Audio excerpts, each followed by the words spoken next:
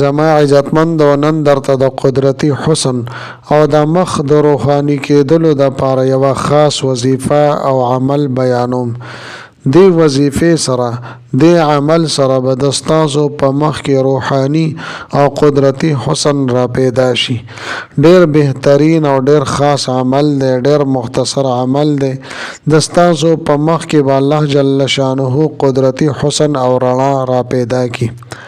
ډیر خلک داسې وي چې هغوی د حسن د پاره مختلف قسمه کریمونه وغیره استعمالی.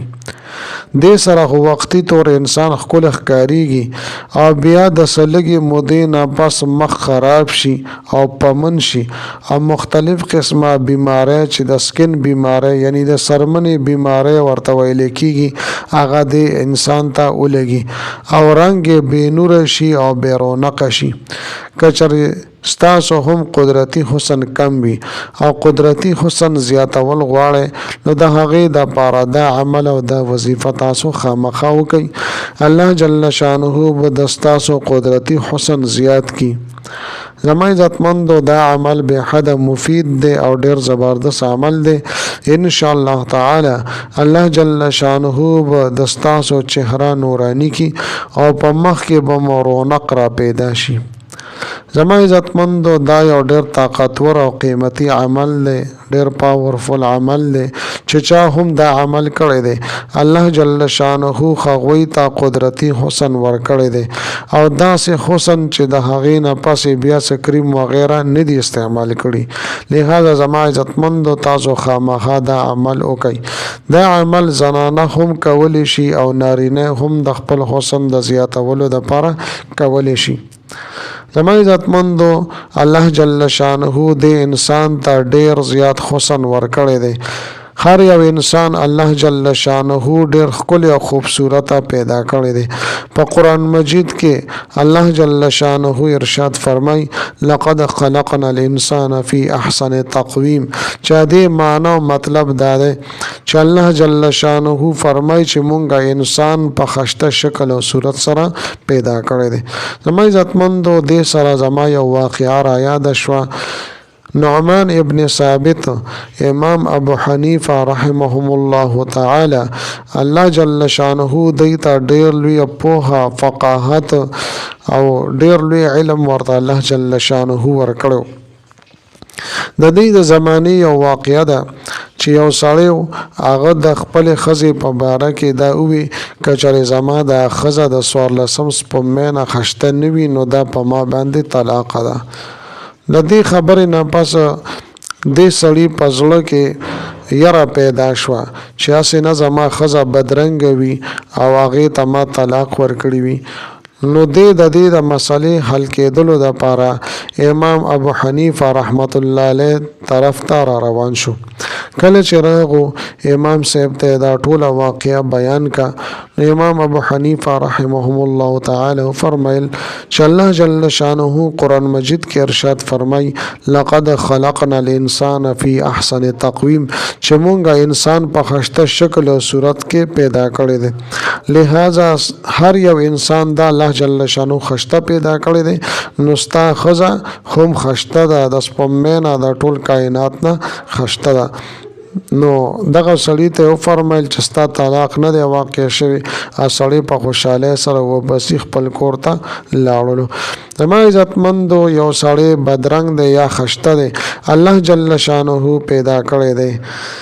نبی علیہ الصلوۃ والسلام حجۃ الوداع کې ارشاد فرمایلو چې تور له پسپین باندې څه فضیلت نشته دی، عربي له په عجمي باندې څه فضیلت نشته. کچري فضیلت دی نو هغه په تقوا سره دی. زما عزتمند یو سړی د الله جل شانه نه یریږي نو هغه د الله تعالی په نس باندې هغه اوچت سړی دی. یو سړی هغه ډیر خشته دی خو د الله تعالی په دین باندې نه چلیږي، قرآن مطابق او سنت مطابق داغه زندگی نشته. نو زما عزتمندو دا حسن هغه ته هیڅ فایده هم نه ورکوي. د انسان خواهش هغه دین اسلام دی چې مونږ په دین اسلام باندې پوره طریقې سره وچلیږو. بهر حال زما عزتمندو بعض مخونه داسې وي چې هغه بیرونقه وي او خشته نه وي، نو دوی ته پکار دي چې دا وظیفه او دا عمل دیو کی ان شاء الله تعالی الله جل شانه به د هغوی په مخ کې نورانیت پیدا کی، رڼا به په دې کې پیدا شي او چهره به نورانی شي. لہذا زما عزتمندو ایس یو کس ته بارم د دې په باره کې مایوسه کېدل نه دي پکار. زما عزتمندو کچره مور او پلار د خپل بچو د پر دا عمل کوي نو هم کولی شي. طریقه دا غي دادا چې زه تاسو ته کوم الفاظ مبارکه ذکر کما دا به دغه مور بلولي په لاسو باندې به شفقي او بچو ته به په مخ باندې راکاږي ان شاء الله تعالی دې بچو ته به الله جل شانه حسن ورکی. نو داسې میندو د پاره چې هغه د بچو په مخ کې حسن راوستل غواړي نو هغه د روزانه د عمل کوي په لاسو باندې شفقي او د بچو په مخ باندې راکاږي. دغه رنګ زما عزتمندو یو نارینه دی یا زنانه ده هغه خپل حسن زیاتول غواړي نو هغه هم د کلمات مبارکه چې اوس به زه تاسو ته ذکر کړم په لاسو باندې شفقي او په مخ باندې راکاږي ان شاء الله تعالی الله جل شانه ورته دومره حسن او خشتوالي ورکی که سړی وي او که ښځه دا دواړه به دې ته خیران شي او دومره حسن به الله جل شانه ور نصیب کی چې د کریم پاوډرو نه او د هر قسمه کیمیکلو نه ورته الله جل شانه نجات ور نصیب کی. زما عزتمندو زما نارینه او تدا خواسته کچری تاسو دا ویډیو ګوره او دا ویډیو اوره نو خپل زنانه او تدا ویډیو ووروي چې هغوی هم دا عمل شروع کی نو پدې کې د تاسو د لپاره فائدہ ده چې تاسو به د کریم پاوډر او د دوايانو د خرچې نه به هم خلاص شي، تاسو خرچه به هم کم شي او الله جل شانه به تاسو خذو ته قدرتی حسن هم ور نصیب کی. او کچره زنانه دا وظیفه ګوري دا ویډیو اوري نو خامخا دې په دې باندې لازمی عملو کی او نور ملګرو ته هم دا وظیفه وخی چې الله جل شانه خغوی ته هم قدرتی حسن ورکی. زما عزتمند دوست راځم دی وظیفه طرف ته ترتیب او طریقې کار ز تاسو ته بیانوم. د سحر مزن پس او د ماسختن مزن پس پتا سو دا عمل کوي. ها کلمات مبارکه زما عزتمند دادی اللهم یا نور النور تنورت بالنور والنور فی نور نورک یا نور.